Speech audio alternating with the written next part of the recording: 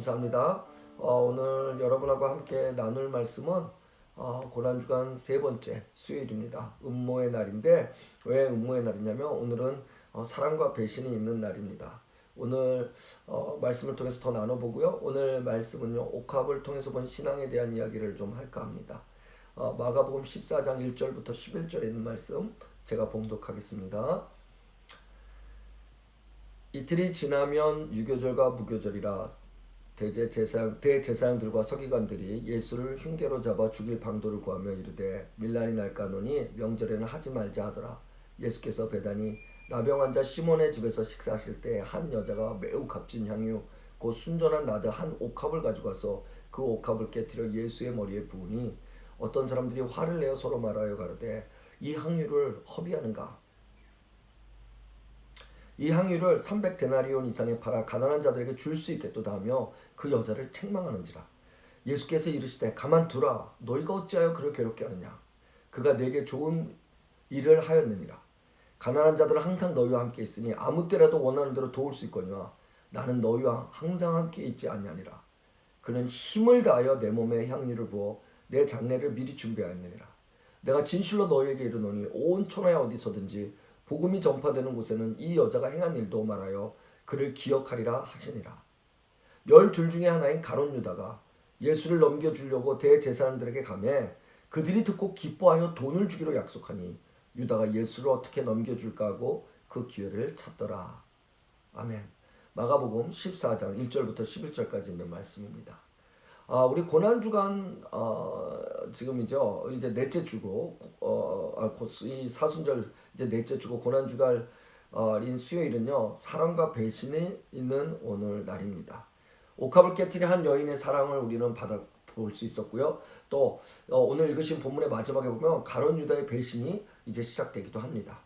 종료주일에 화려하게 예루살렘 성을 들어셔서 주님은 예루살렘 성전에서 계속 계셨어요. 주님은 입성하셔서 성전을 둘러보시고 성전에 들어가 성전을 정결케 하시고, 우리 월요일날 말씀을 나눴죠. 그리고 성전에서 미랄의 교훈을 어저께 나눴죠. 말씀하신 후 사람들과 변론을 하셨습니다. 그런데 오늘만은 성전에 들어가지 않으시고요. 여러분 읽으신 본문에 처음에 나오듯이 베다니 나병 환자, 문둥병자죠, 시몬의 집에 머무르고 계셨어요.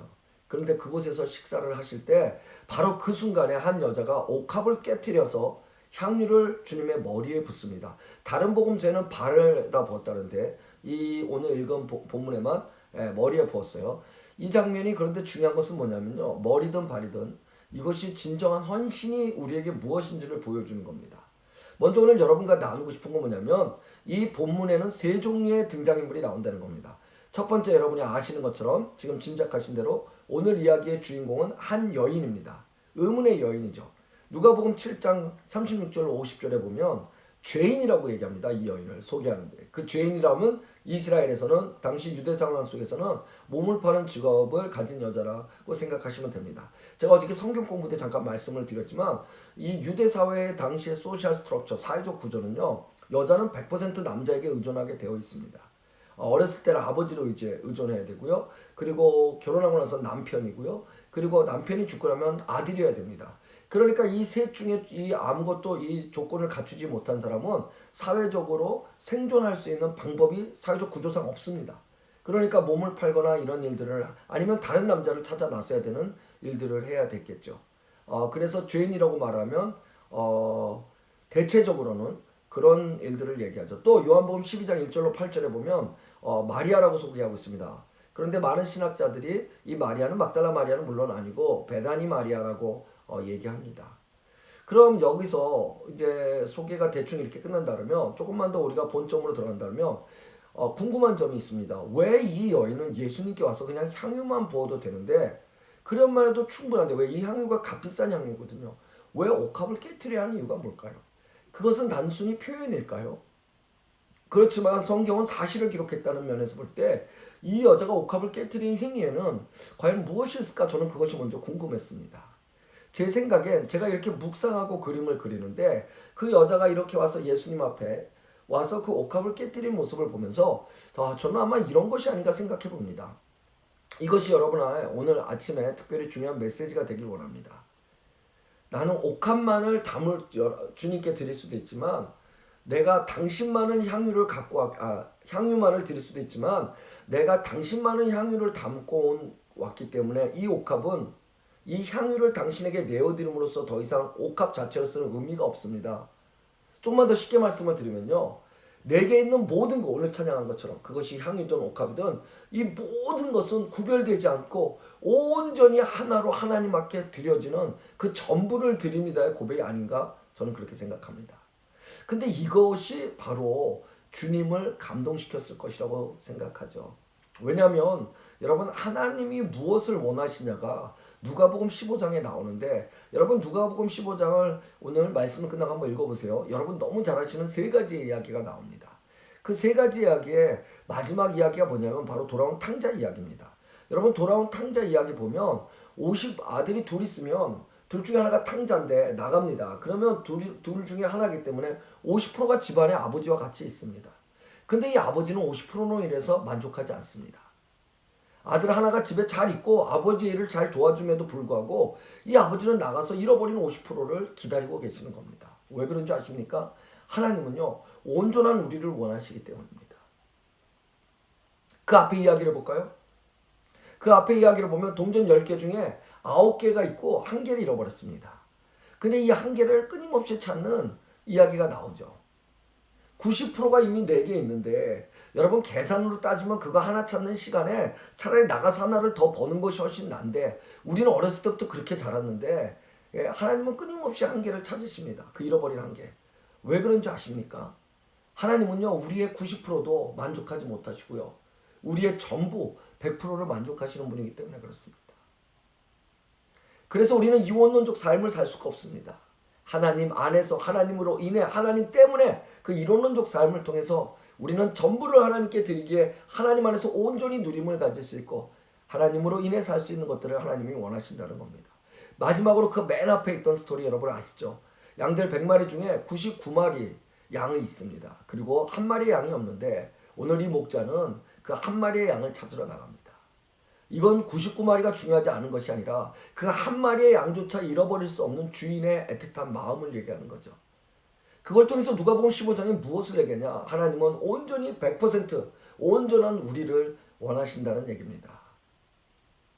이 하나님의 마음에 합당한 우리를 온전히 내어드릴 수 있는 것은 그럼 무엇일까요? 그 시작은요 바로 주님을 진정으로 사랑하는 것에서 시작됩니다.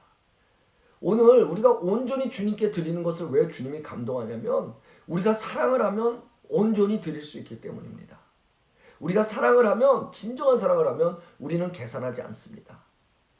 우리는 진정한 사랑을 하면 우리는 우리가 갖고 있는 모든 희생이 값지다고 생각하고 특권이라고 생각하고 사랑하기 때문에 얻을 수 있는 사랑하는 자만의 놀라운 은혜라고 생각하고 특권이라고 생각하지 우리는 그것을 희생이라든지 어떤 계산적인 것으로 쓰지 않기 때문입니다.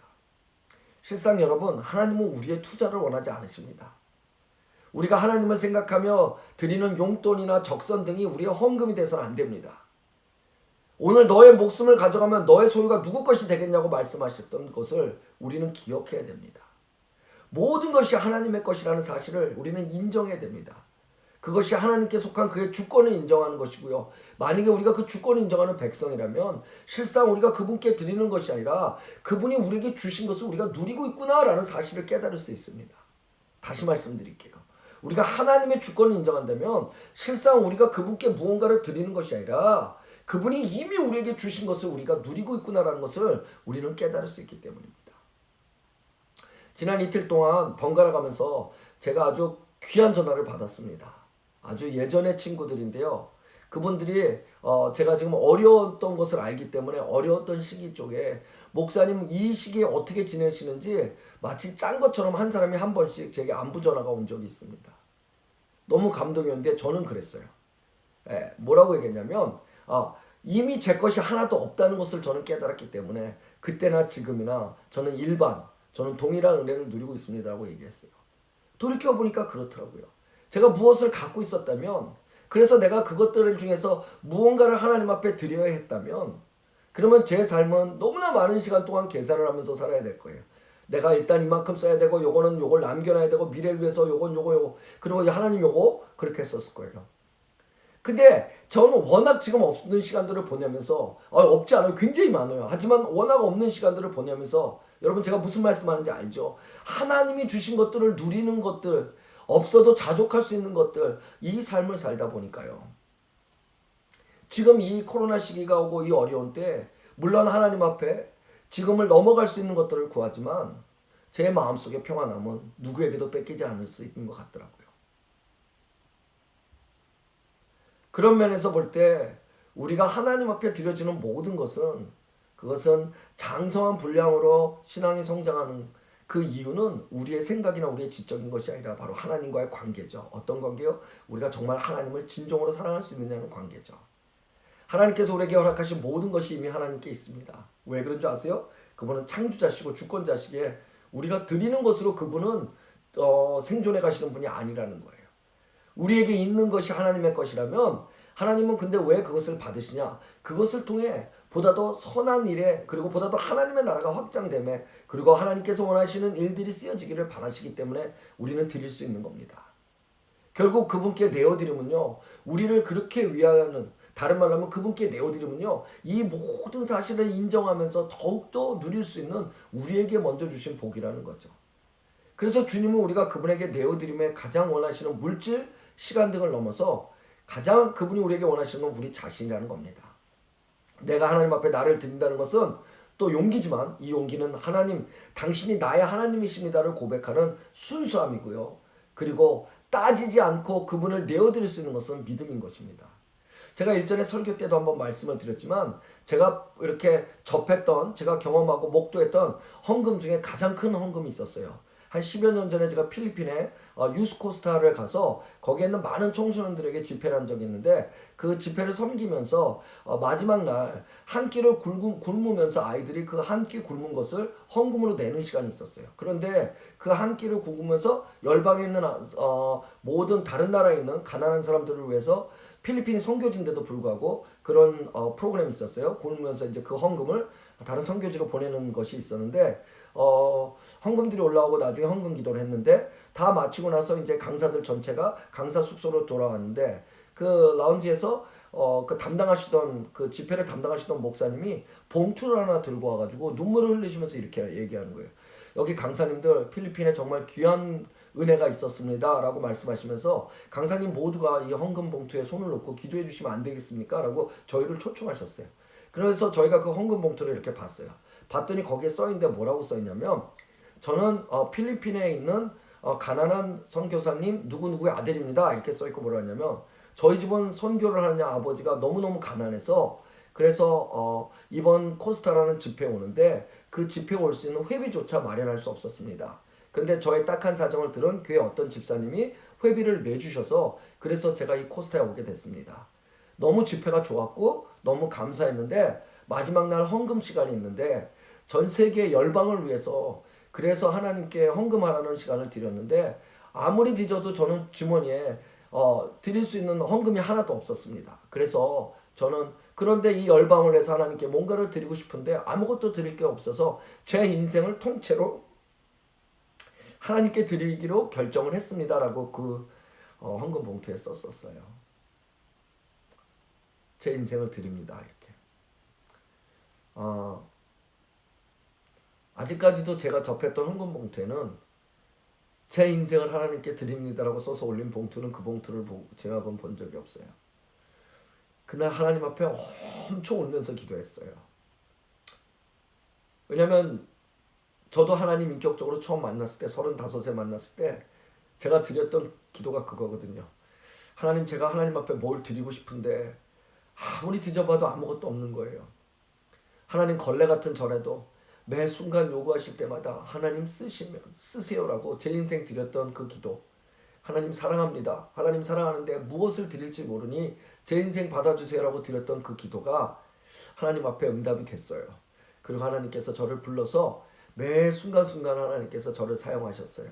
또 매 순간순간 요구하실 때마다 아프리카에서 동료를 묶고 오면서도 인도에 박해받은 자들 향해 우리가 나아갈 때도 제 마음속에 늘 그 사랑했던 당신이니까 내어드렸던 순종은요 하나님을 더욱더 알게 하시고 세상을 더욱더 알게 하셨으며 그 일들을 통해서 나의 삶에 어떤 것도 멈출 수 없는 하나님이 사명을 허락하셨어요. 또 하나님이 이 땅을 얼마나 사랑하시며 당신의 성도들을 얼마나 사랑하시는지를 가르쳐 주셨어요.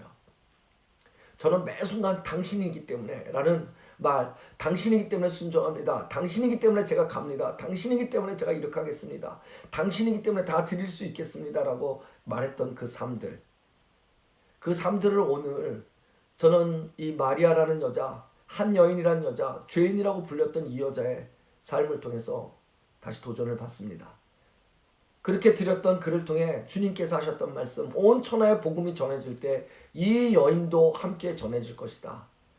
주님은 이 여자의 이름을 언급하지도 못했습니다. 그래서 세상은 어쩌면 기억할지 못할지 모르지만 그런데도 불구하고 주님은요, 온 천하에 복음이 전할 때 이 여인을 기억하겠다는 말씀을 하십니다. 왜요? 감동이 되셨기 때문입니다. 하나님을 감동시키는 신앙, 여러분 우리가 인생을 사는데 이런 신앙 한번 해봐야 되지 않겠습니까? 이 아침에 일어나서 지금 새벽 제단을 쌓는 여러분들, 하나님을 감동시키시는 분들입니다.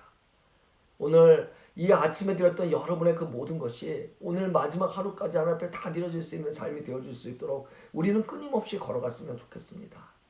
나의 소중한 일부를 주님께 드리는 것이 아니라 나의 전부를 드리는 것, 이것이 순수한 사랑이기 때문입니다.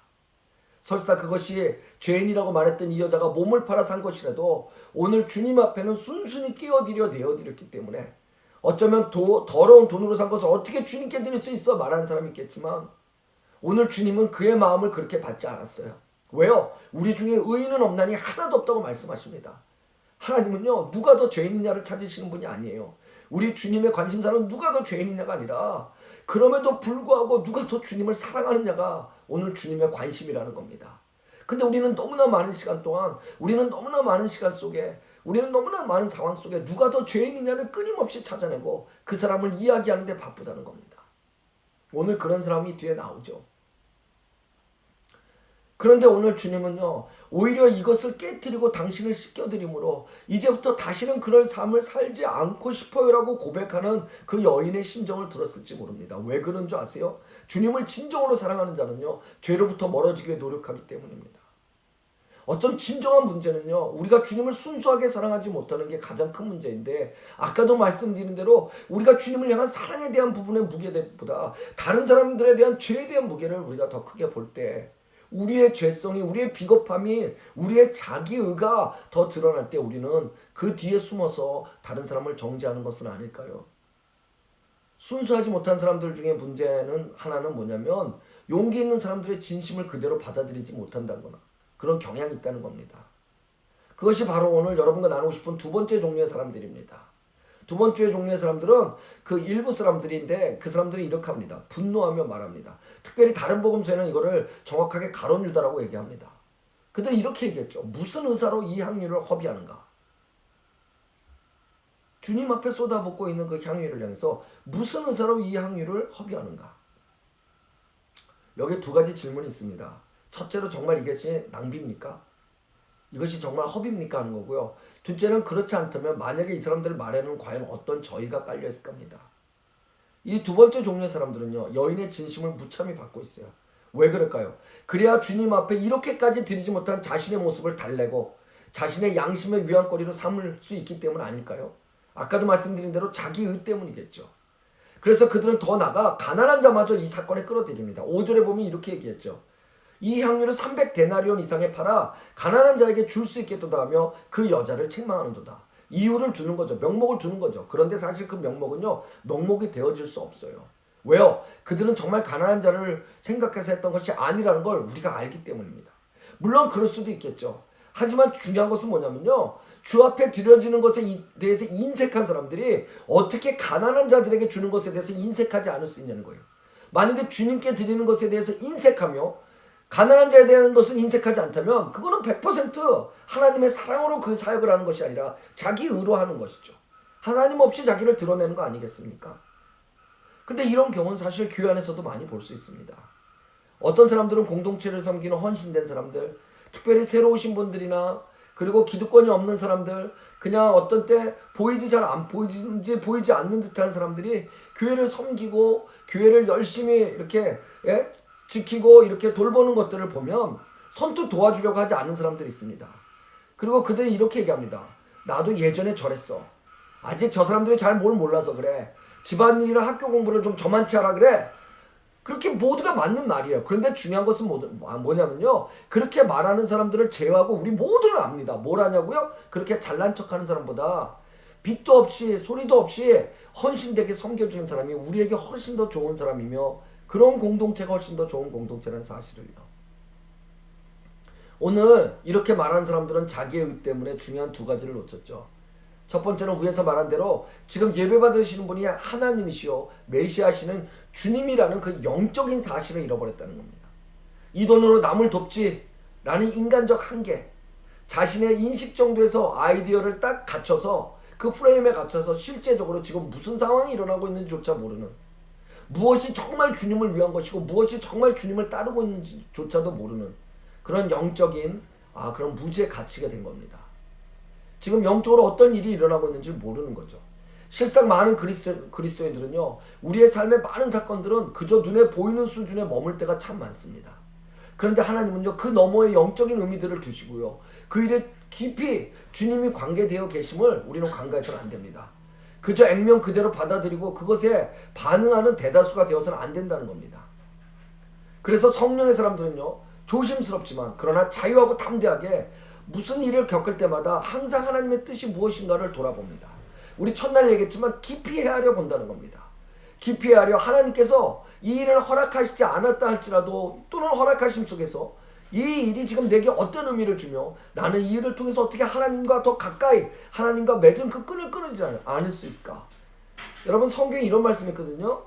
하나님과 우리가 맺어진 사랑은 절대 끊어지지 않는데요. 무엇이 그것을 끊을 수 있냐고 물어보시거든요. 깊이 헤아릴 수 있어야 된다는 거예요. 그리고 하나님의 마음을 보면 순수하게 자신을 내어드려 그분을 일하게 할 수 있도록 우리가 내어드릴 수 있어야 됩니다. 둘째로 가룟 유다가 잃어버린 것은요, 순수함입니다. 이 사람들이 잃어버린 것은 순수함이에요. 가난하지만 자신의 향유를 드린 그 여인의 이유는요, 바로 주님이기 때문이었습니다.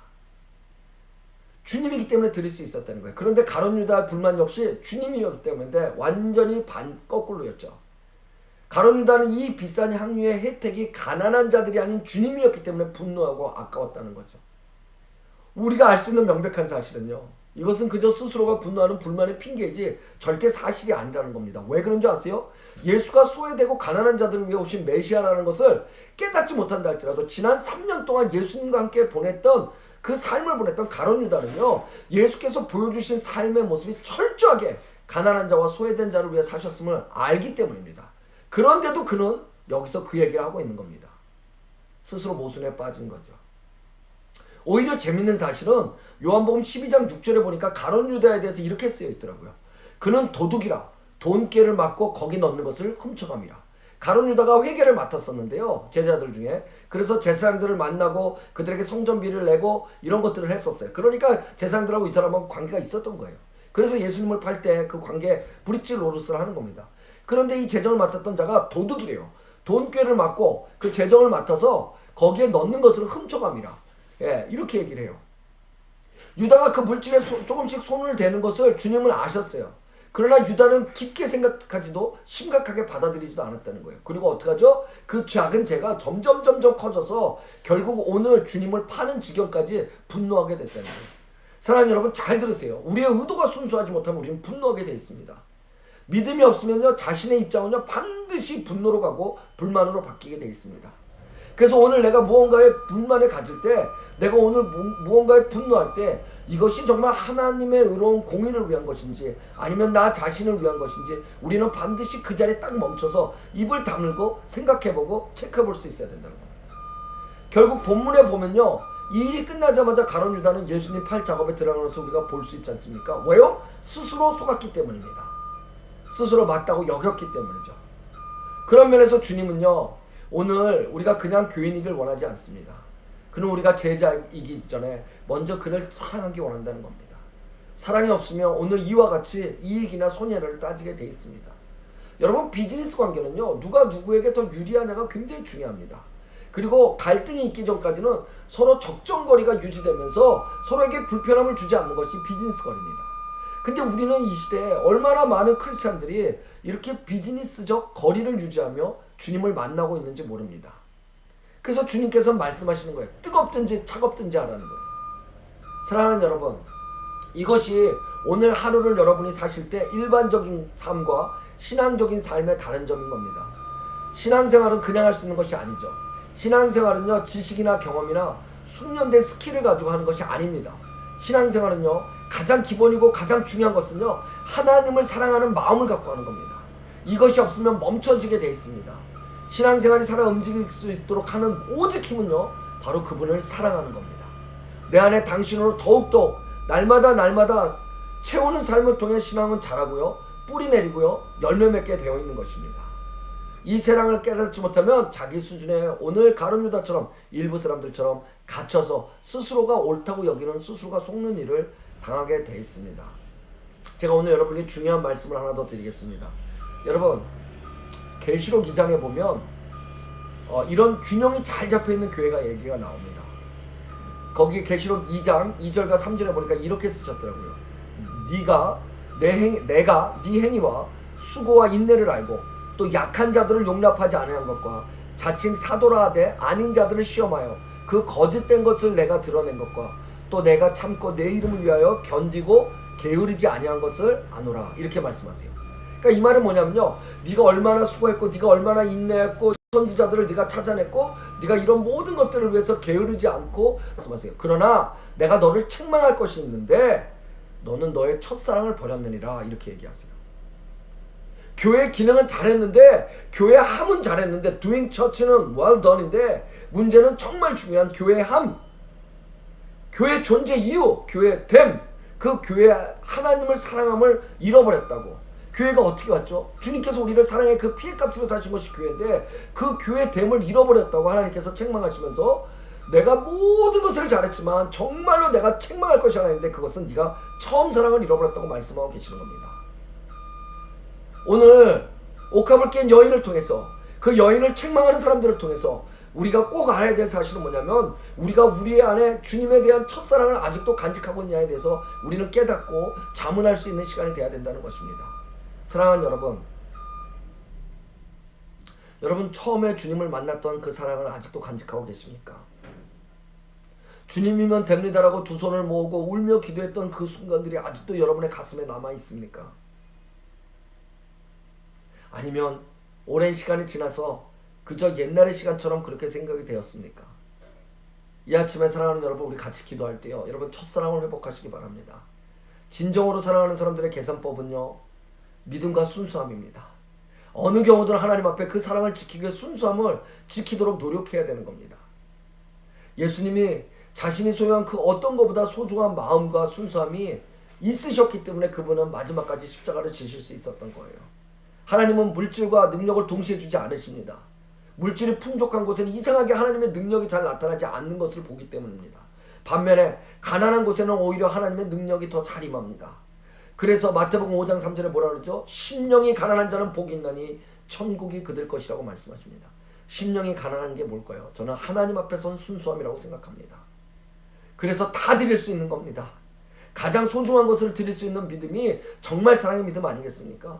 그래서 주님도 하늘 보자 버리고 십자가에서 모든 것을 다 내어주시고 또 이 땅에 오셔서 모든 것을 다 내어주시고 돌아가신 거 아니겠습니까?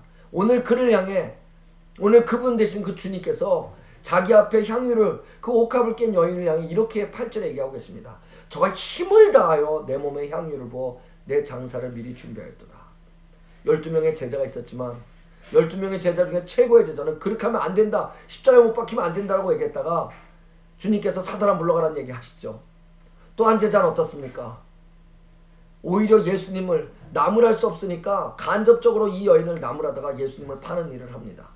그런데 이름도 모르는 이 여인, 마리아라고 어느 복음서에 나왔지만 오늘 읽은 본문에는 한 여인이라고 나왔던 이 여인, 어쩌면 여러분이 될 수 있는 그 여인, 저는 여러분이 되길 원하는 그 여인은 힘을 다하여 그분의 장사를 미리 준비했다고 얘기합니다. 힘을 다하여, 전체를 바치는 헌신, 힘을 다하여 일부분이 아니었던 모두를 드리는 헌신, 그 헌신이 우리 공동체, 특별히 오늘 이 아침에 함께 이 말씀을 나누는 여러분들의 삶의 모습이 되었으면 좋겠습니다. 제가 좋아하는 선교사님이 계십니다. 아프리카의 데이빗 리빙스턴이란 분, 유명한 분이죠. 슈바이처와 함께 그분의 이야기를 좋아하는 이야기가 있는데 여러분과 좀 나누고 싶습니다. 리빙스턴이 아프리카 어떤 추장에게 전도해서 그 추장이 예수를 믿게 됐습니다. 근데 이 추장이 예수를 믿게 되니까 마음에 너무 기쁨이 왔어요. 감격이 왔어요.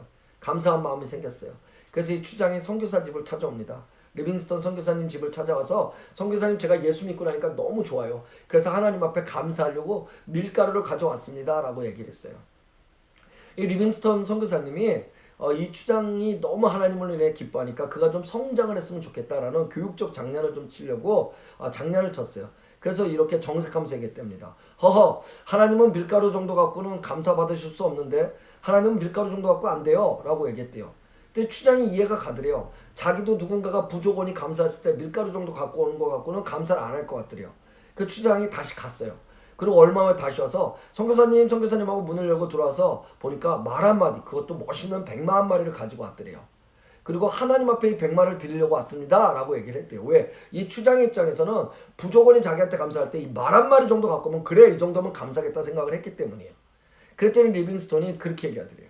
하나님은 이 100만 정도로 만족하지 않습니다. 그러니까 이 추장이 갑자기 이제 근심이 된 거야. 그래서 이 정도면 될 줄 알았는데 그러고 갔다는 거예요. 얼마 후에 다시 추장이 나타났어요.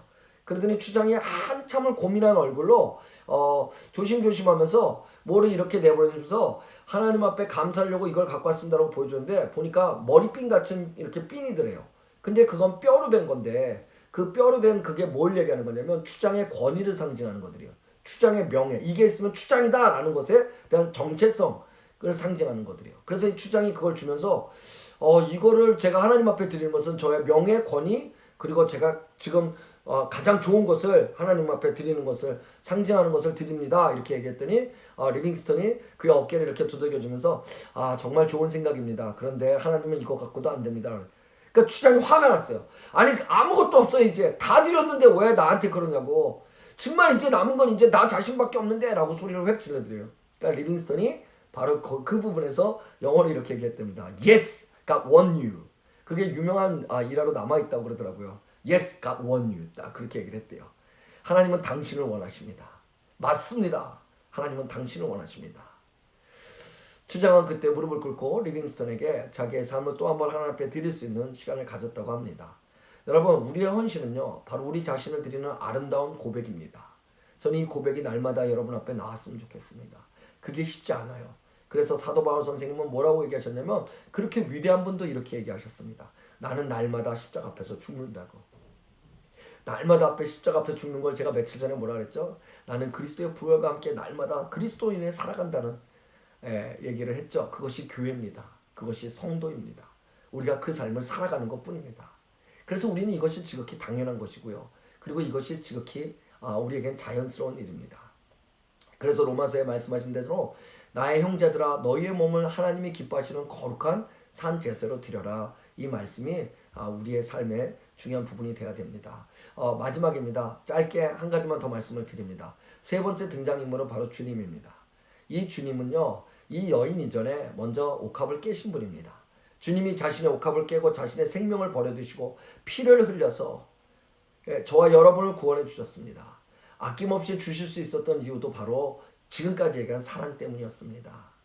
당시 주목받는 지도자였고 그 여자가 했던 지금 헌신이 지금 이 시대에도 그런데 하물며 그 율법이 그렇게 율법주의가 난무하던 그 시대에 얼마든지 성적으로 구설수에 오를 수 있음에도 불구하고 주님은 그 많은 책망하는 자들이 있는 불만이 갖고 있는 자들 앞에서도 당신의 발을 내어주셨고 당신의 머리를 내어주셨습니다. 왜 그럴까요? 이 일로 인해서 지금 사회 같으면 저희는 목회자들은 성도를 옆에 태워도 안 된다고 배우고 그것이 미덕이라고 배우는 이 시대에 조심하는 게 사는 길이라고 믿는 이 시대에 주님은 왜 그런 모든 리스크를 하셨을까요? 그거는 자신의 입장보다 자신을 사랑하는 사람의 마음을 더 중요하게 여겼기 때문입니다. 제가 다시 얘기할게요, 여러분. 내 입장보다 나를 사랑하는 사람의 마음을 더 중요하게 여겨주셨기 때문입니다. 저는 이게 부모가 되고 뭔지를 깨달았습니다. 부모가 되면 내 입장보다 때로는 내가 사랑하는 그 아들, 내가 사랑하는 그 자녀들 때문에 나를 더 내어줄 수 있다는 사실을 배웠기 때문입니다. 나를 사랑하시고 그리고 나를 위해 십자가에서 당신의 전체를 부어주셨다면 당신의 사역의 오점이 될 수 있는데도 불구하고 우리의 마음을 받아주시는데 그분은 아무 문제가 없으셨다는 거예요. 그렇습니다. 사랑하는 여러분, 이제 말씀을 마치며 여러분에게 드리고 싶은 말씀은 이겁니다. 이제는 여러분과 우리의 옥합을 깨야 될 때입니다. 나를 위해서만 사용하는 시간들, 그리고 이제 그 옥합을 깨서 그 시간의 옥합을 주님께 드렸으면 좋겠습니다. 나를 위해서 사용했던 물질들, 이제는 그것이 작고 크건 간에 중요한 것이 아니라 깨서 주님께 내어드릴 수 있는 시간들이 되었으면 좋겠습니다. 나의 생각과 나의 마음, 나를 위해서 걱정하고 있었던 것이 있다면 이제는 그것을 깨서 하나님의 영광이 드러나실 수 있는데 쓰여졌으면 좋겠습니다. 내 몸도 내 입술도 내 마음도 내 생각도 주님 앞에 드리는 삶, 그것이 오늘 2000년 전에 그가 죄인이라고 부름을 받고 한 여인이라고 부름을 받고 그리고 마리아라는 이름이 있었음에도 불구하고 다른 마리아와 헷갈려서 누군지도 모르는 이 시대가 우리가 읽으면서 그가 누군지도 모를지라도 그가 했던 하나님 앞에 사랑했던 행동이 기억되기에 온 복음이 천하에 전해지는 데마다 함께 들렸던 그 여인처럼 사람들이 우리를 깨닫지 못하고 사람들이 누군지 우리를 인식하지 못한다 할지라도 주님이 우리를 인식하시고 주님이 우리를 감동받으셨기 때문에 주님이 모든 일을 행하심에 우리가 주님의 자랑이 되어질 수 있는 일들을 그 삶을 우리가 살아갈 수 있다 그러면 우리는 그리스도인으로서 멋진 삶을 살아가는 것이 아닌가 생각합니다. 오늘 여러분 주 앞에 바칠 옥합이 어디 있습니까? 여러분이 깨어야만 깨트려야만 여러분의 옥합은 도대체 무엇입니까? 이 아침에 그 옥합을 찾아내시고 그 옥합을 깨고 모든 것을 내어주신 주님께 감사하며 그분을 기억하고 내 옥합을 깨어드릴 그 사랑과 그 믿음, 특별히 잃어버리지 않을 첫사랑, 붙잡아야 될 첫사랑을 여러분께서 하나님 앞에 회복을 기도하며 순수함으로 나가시는 아침 되시기를 주의 이름으로 축원합니다. 우리 같이 이 시간에도 우리 함께 기도하는 시간 갖도록 하겠습니다. 오늘도 여러분 함께 기도하시고요.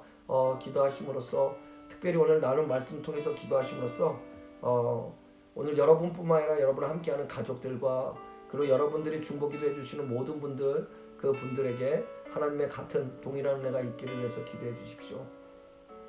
이 새벽 기도가 참 제게 은혜입니다. 여러분에게는 어떠신지 모르겠어요. 아침마다 일어나서 말씀을 또 읽고 여러분에게 말씀을 전하고 오늘처럼 찬양이 컨디션이 일어나가지고 목소리가 잠겨 있어서 노래가 찬양을 혼자서 전 또 찬양 은사도 없거든요.